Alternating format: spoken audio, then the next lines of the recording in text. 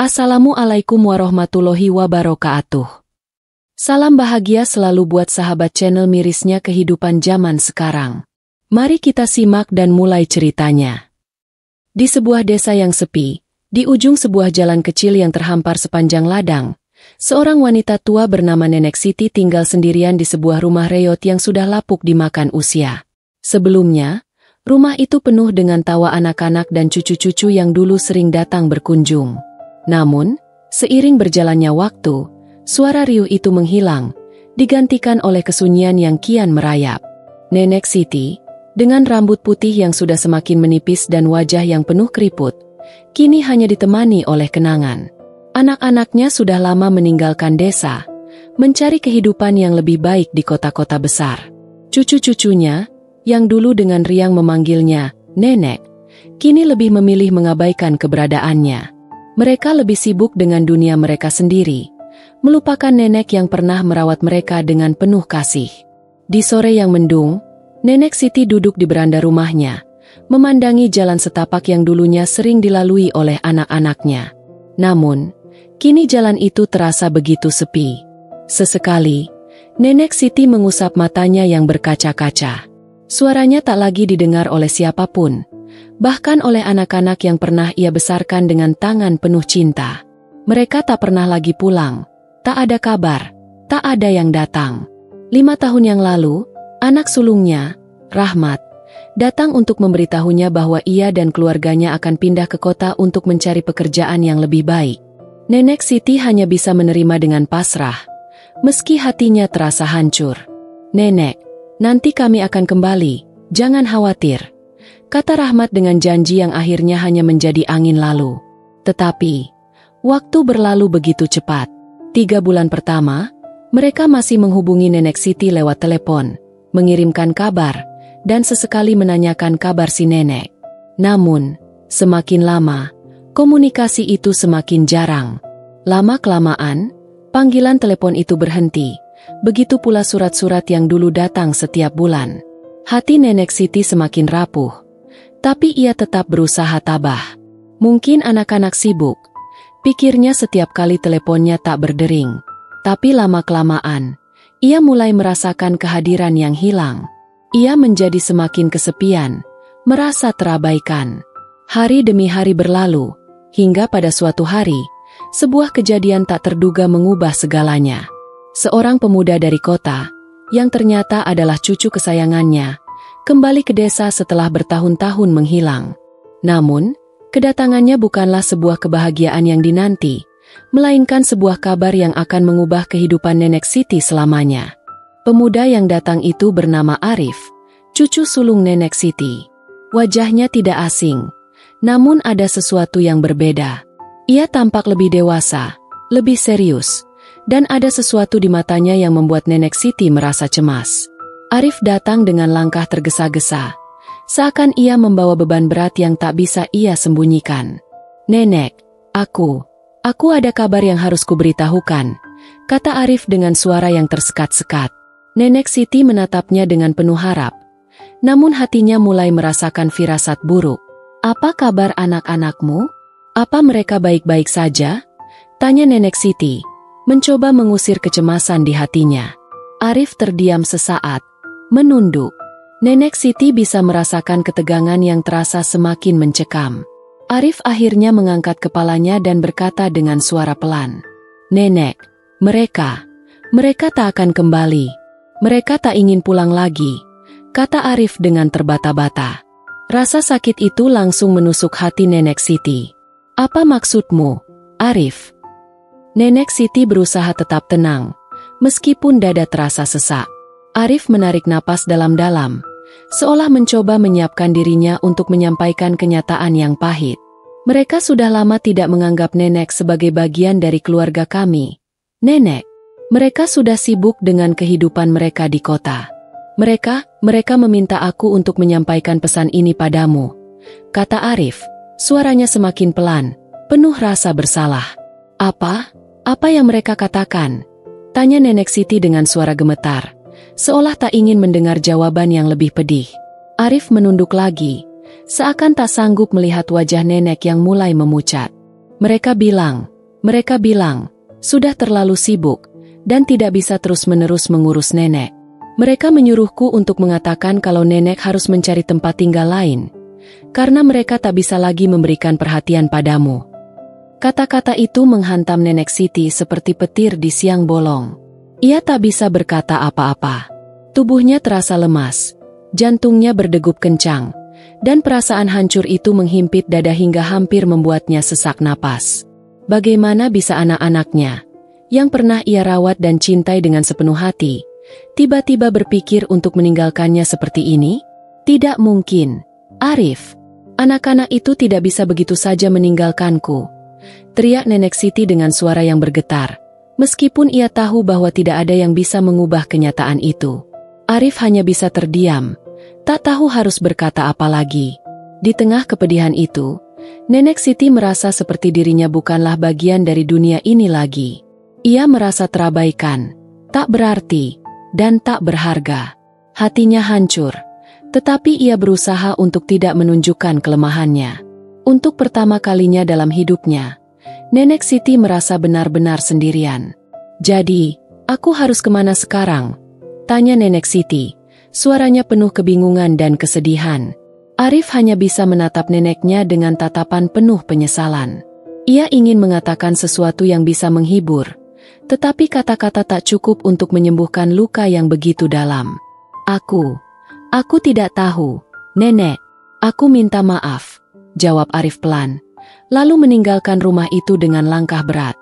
Nenek Siti masih berdiri di pintu, menatap kepergian cucunya yang kini merasa jauh lebih asing. Hari-hari setelah kepergian Arif terasa semakin panjang bagi Nenek Siti. Rumah kecil yang dulu penuh dengan keceriaan kini menjadi sunyi sepi.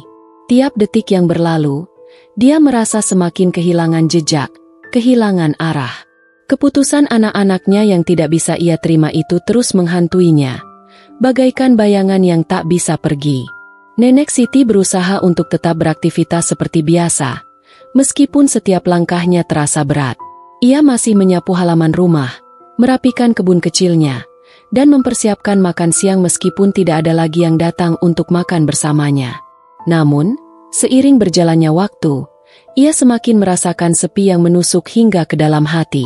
Setiap malam, Nenek Siti duduk di depan rumah, menatap langit yang gelap, berharap melihat satu cahaya kecil di kejauhan yang menandakan bahwa anak-anak atau cucunya akan datang. Tetapi tak ada yang datang. Hanya angin malam yang dingin yang menyapa tubuh tuanya, seakan turut merasakan kepedihannya. Pada suatu sore yang cerah, beberapa tetangga mulai menyadari bahwa Nenek Siti semakin jarang terlihat di sekitar desa. Mereka yang dulu sering bertegur sapa dengan penuh keakraban kini mulai merasa khawatir. Beberapa dari mereka mendatangi rumah Nenek Siti, namun pintu selalu tertutup rapat, dan tak ada tanda-tanda kehidupan. Salah satu tetangga, Ibu Mariam, yang merasa penasaran, memberanikan diri untuk mengunjungi rumah Nenek Siti. Ia mengetuk pintu beberapa kali, namun tak ada jawaban. Lalu, ia mencoba untuk melihat dari jendela rumah yang tertutup rapat. Di dalam, ia melihat Nenek Siti duduk termenung di kursi kayu. Wajahnya terlihat pucat dan lelah. Pak Ahmad, Nenek Siti terlihat seperti tidak sehat. Kita harus pergi memeriksanya, kata Ibu Mariam, gelisah. Pak Ahmad, tetangga lainnya, langsung setuju dan mereka berdua akhirnya memutuskan untuk pergi menemui Nenek Siti. Ketika pintu terbuka, mereka melihat Nenek Siti duduk dengan tatapan kosong, seperti orang yang terperangkap dalam pikirannya sendiri. Wajahnya pucat, tubuhnya kurus, dan matanya tampak lelah. Di atas meja, ada segelas teh yang sudah lama dingin, dan piring nasi yang tidak tersentuh. Nenek Siti, kenapa tidak keluar rumah? Kamu tidak makan? Tanya Pak Ahmad dengan suara lembut. Nenek Siti hanya menatap mereka tanpa berkata apa-apa. Tak ada air mata yang menetes, hanya rasa kesendirian yang begitu mendalam. Apa yang terjadi, Nenek? Anak-anakmu, mereka tidak datang ke sini lagi. Ibu Maria mencoba berbicara lebih lembut, berharap bisa menyentuh hati Nenek Siti yang terperangkap dalam kesedihan. Akhirnya, dengan suara yang hampir tak terdengar, Nenek Siti membuka mulutnya. Mereka sudah tidak peduli lagi, Mariam, aku tidak punya siapa-siapa lagi. Mereka sudah sibuk dengan hidup mereka sendiri. Aku ini sudah tak berarti bagi mereka. Aku hanya beban yang harus mereka tinggalkan. Air mata Nenek Siti mulai menetes perlahan, membasahi pipinya yang keriput. Ia menundukkan kepala, seakan tak ingin menunjukkan betapa hancurnya hatinya. Ibu Mariam dan Pak Ahmad hanya bisa terdiam, tidak tahu bagaimana cara menghibur wanita tua yang begitu rapuh itu. Beberapa hari kemudian, Nenek Siti merasa tubuhnya semakin lemah. Kekuatan yang ia miliki semakin menipis, dan ia tahu waktu yang dimilikinya semakin sedikit. Setiap langkah yang ia ambil terasa semakin berat, dan ia semakin merasa terasingkan dari dunia. Namun, meski begitu, ada satu hal yang masih ia pegang teguh, harapan. Sebuah harapan yang kecil, namun selalu menyertai setiap detiknya. Meskipun anak-anaknya telah pergi dan melupakan dirinya, Nenek Siti tetap berharap mereka akan kembali suatu saat nanti.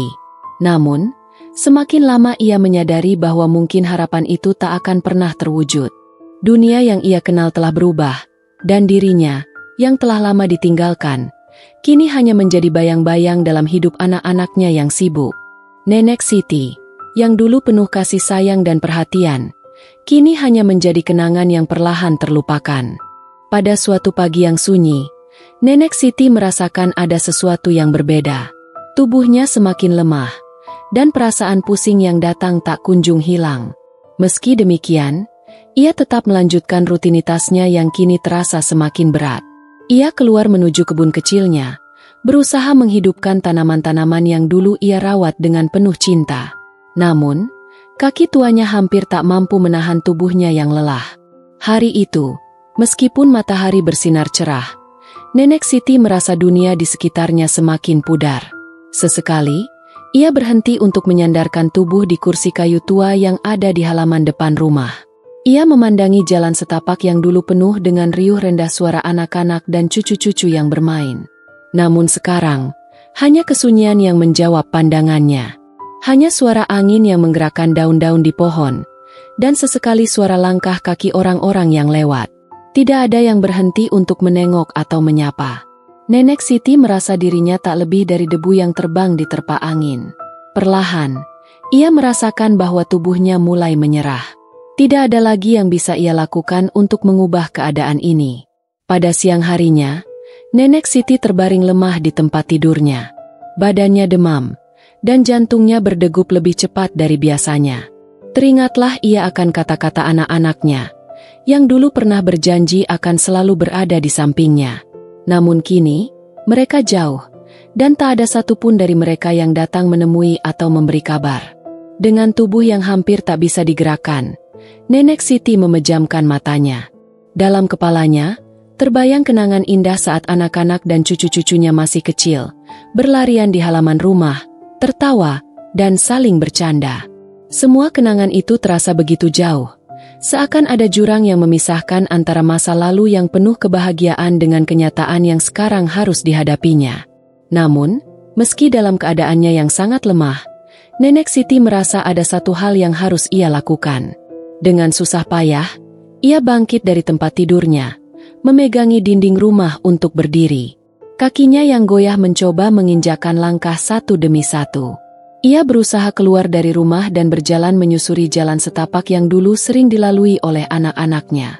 Langkah demi langkah, meskipun penuh perjuangan, ia terus maju. Langit yang cerah semakin gelap, dan matahari mulai tenggelam. Setiap jejak kaki yang ia tinggalkan di jalan itu menjadi saksi bisu dari perjalanan hidupnya yang penuh pengorbanan. Langkah kaki Nenek Siti yang ringkih itu kini meninggalkan jejak yang tak akan pernah terhapus.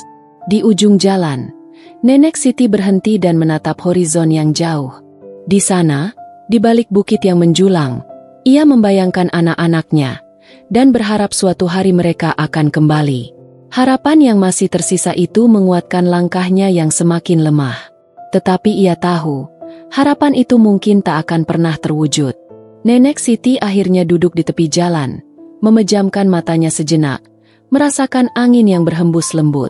Pada saat itu, jejak kaki Nenek Siti yang telah terbuang tidak hanya meninggalkan kenangan bagi dirinya, tetapi juga bagi mereka yang pernah melewati jalan itu. Jalan yang dulu penuh dengan tawa, kini menjadi saksi kesendirian seorang ibu dan nenek yang tak lagi dianggap oleh keluarganya. Namun, jejak kaki Nenek Siti, meskipun sepi dan terlupakan, akan selalu menjadi jejak yang tak bisa dihapuskan oleh waktu. Di keheningan senja itu, ketika langkahnya berhenti, Nenek Siti akhirnya menyerah pada tubuhnya yang telah lelah. Dalam diam, ia menghembuskan napas terakhir, meninggalkan dunia yang telah melupakannya. Namun, jejak kaki yang ia tinggalkan tetap ada, meskipun tak seorang pun lagi yang akan menemukannya.